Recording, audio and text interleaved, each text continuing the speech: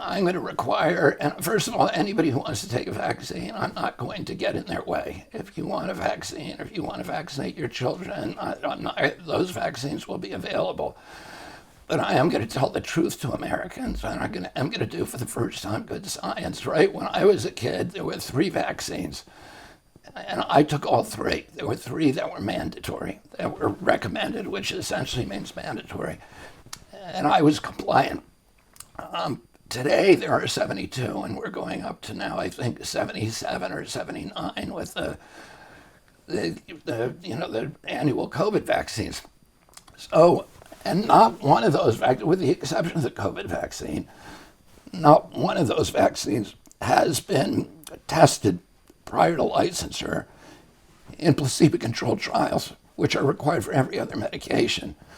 So what I would do as president is I would require placebo-controlled trials, long-term safety trials that will look at efficacy, will look at safety, will look at the long-term impacts, and be able to inform Americans for every age cohort whether that vaccine is likely to avert more problems than it causes for individuals. And I think everybody ought to have that choice.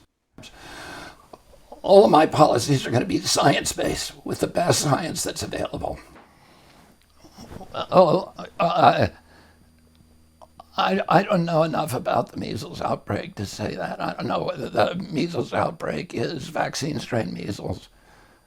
I don't know what age cohort it's landing in. The problem with the measles vaccine is that it's a leaky vaccine. It doesn't provide sterilizing immunity, which means for a large percentage of the people who get that vaccine, it will wane in old age. So I think within 10 years, and I may be wrong about the exact numbers, but I think ultimately about 20 to 30% of the people who get that vaccine, it wanes. So they're now vulnerable to measles in old age, which is not good.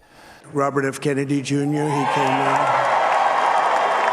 And he's going to help make America healthy again.